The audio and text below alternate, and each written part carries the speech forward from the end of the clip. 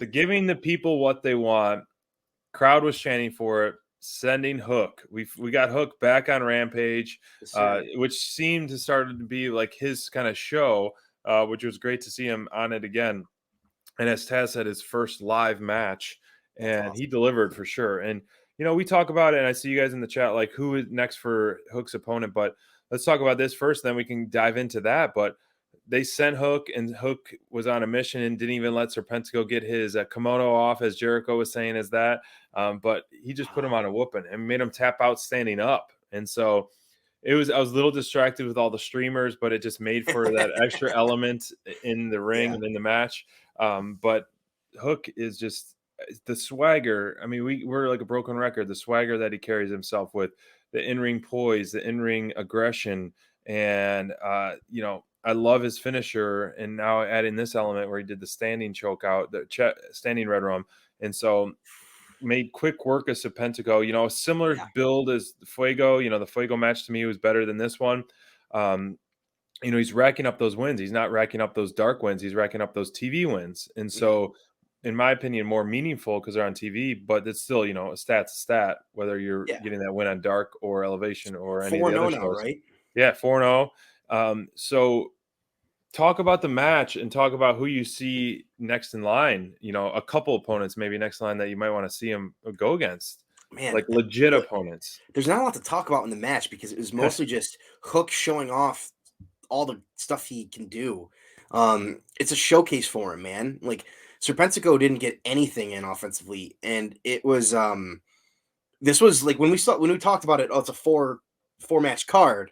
Yeah, it wasn't a 4-match card. This match was 2 minutes, and he attacked him before the bell. And after QT, Marshall comes out and insults him for it. And he's like, hey man, like you're doing everything the wrong way kind of thing. QT trained Hook.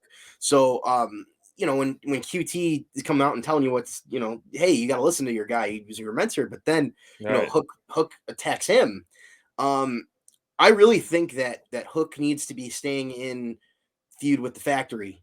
I would love to see more of that stuff. I don't know about a match with QT yet, but and Anthony Ogogo's still kind of not been on TV yet since he's had that injury. But I think that QT, a feud with QT, maybe with Taz involved, even if it's not the current iteration of the Factory, maybe have QT sending him these guys that he's training. Stuff like that, and have Hook just keep rolling them. That's a good idea. I like that. We're sending some of his trainees. And I mean, we talked about it on our show, and I think it would be such an awesome pairing of QT Marshall and Taz going at mic battles. That would be awesome too. It would be really, really haymakers thrown back and forth and make things for must-see TV with QT Marshall and Taz on the mic. Yeah. Like it doesn't have to be the Factory versus Team Taz, but you can, like you said, different iterations, something else, and then maybe become that later on. Especially if QT eventually has a match with Hook. I mean, I think that's the ultimate, payoff for what they're currently doing is a match at some point. Yeah. So you do something like that where you're building it with other guys that are trainees, because in reality, Hook has had 4 matches.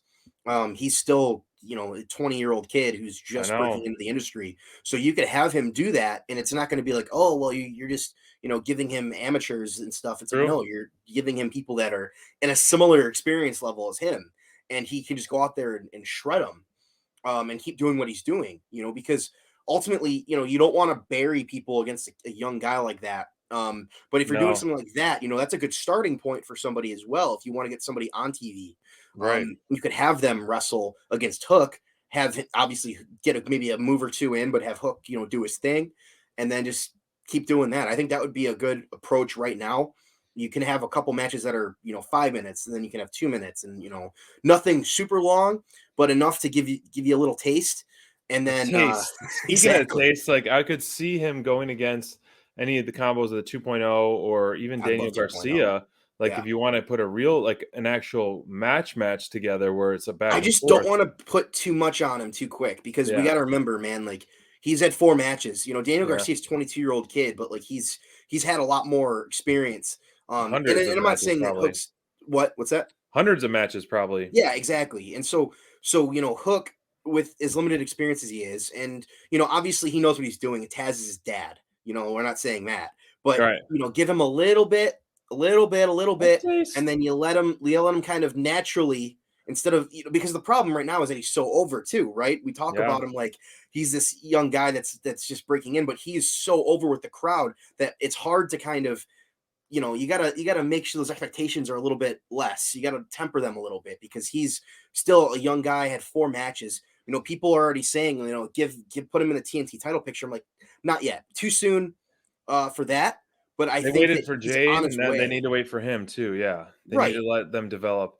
I think even it would be interesting if you did throw the typical kind of funny heels, that the 2.0s, if you're trying to push Hook as a more babyface, would be good. But also the Nightmare Factory, like it would be cool to see a mic battle with Taz and Arn Anderson. That'd be sweet. And then send Arn Anderson kid versus kid. So you have Brock Anderson versus Hook, and that would be pretty interesting. Similar experience, a short-term feud.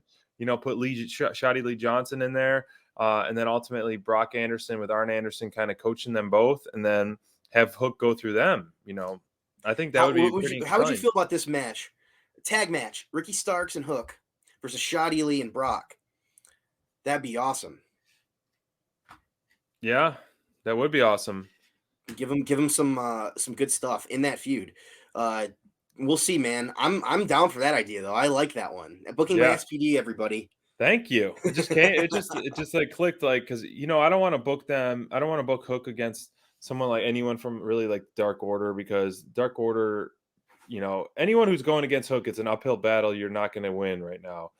So you got to be careful with that, in my opinion. So it would be fun. That can work both ways, too. Yeah. If you have a good match against Hook, it's a good establishing point for you as well. So a guy like Brock Anderson makes a lot of sense, who hasn't had a lot of TV time. Yeah. You can put him in a match with Hook, and they can maybe go for 10 minutes. And then you have another kid that people are like, okay, this kid can wrestle. This kid's got something. And maybe that's what you do with it. And that could be a nice thing too. Because the thing is, when you have this natural charisma that Hook has, and this natural like pop from the crowd, you can do stuff like that and make it work. You just have to not go too far with it. But if you do this stuff the right way, they're going to be able to cultivate this kid, and he's going to be an absolute superstar, man. Mm-hmm. You're absolutely right, man. It's very intriguing. It's a lot of fun to see his growth and to kind of fantasy book that as well.